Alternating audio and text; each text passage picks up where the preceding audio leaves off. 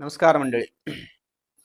भारतीय संविधानाचं जर प्रतीकच बघायचं म्हटलं तर महाराष्ट्रातील जो विठ्ठल आहे तो सर्व देवां महाराष्ट्रातील जो विठ्ठल आहे तो सर्व देवांच्या मध्ये जर विचार केला तर आपल्याला संविधानाचं सर्वात जवळचं जर प्रतीक जर बोललं तर विठ्ठल असो म्हणजे विठ्ठलच आहे असं really माझं मत आहे.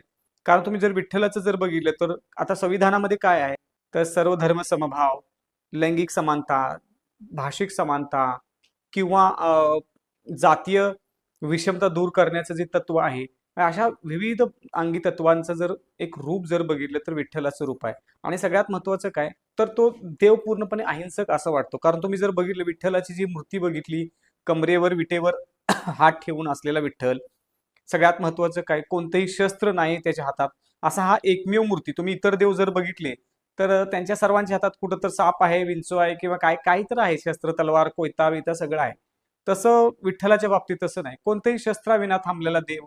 दुसरी गोष्ट काय की असं नाही की तो कुठं सापावर झोपलाय, गरुडावर बसलेला आहे किंवा काय नाही, काही साधं विठेवर उभा राहिलेला देव. म्हणजे तो एक साधेपणा आणि तो म्हणजे सामान्य एक माणसाचा जो उभा राहणं आहे त्या पद्धतीने तो उभा राहिलेला दिसतो. आणि त्याचबरोबर तो एकटाच नाही तर त्याची बायको सुद्धा पलीकडे रुक्मिणी देवी सुद्धा विटेवरच उभी आहे. म्हणजे यामधून आपल्याला दिसते की लैंगिक समानता दिसते की कारण असं नाही की इतर देव तुम्ही बघितलेत कुठं तर तो कशावर तो बसलेला आहे आणि त्याची बायको त्याच्या पायाशी आहे.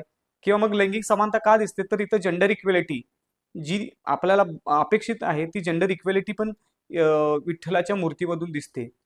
आणि मग विठ्ठलाची आणि दुसरी गोष्ट काय तर पॅरिटी. पॅरिटी म्हणजे काय तर इथं गरीब श्रीमंत किंवा या धर्माचा त्या जातीचा असा कोणताही भेदभाव नाही. कारण तुम्ही जर बघितलं एखादा लहान मुलगा गावातील तो विठ्ठलाला जाऊन आला तर एखादा मोठा व्यक्ती वयस्कर असलेला व्यक्ती सुद्धा माऊली म्हणून त्याच्या पाया पडतो.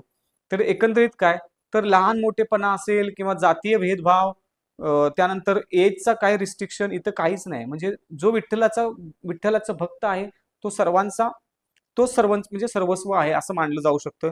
त्यामुळे विठ्ठल इतर देवांच्या पेक्षा नेहमीच वेगळा ठरतो. आणि या विठ्ठलाची जे भक्त आहेत तो मराठी समाज आहे महाराष्ट्र इतर राज्यांच्या पेक्षा वेगळं असण्याचं कारण सुद्धा एक वारकरी संप्रदाय येतो.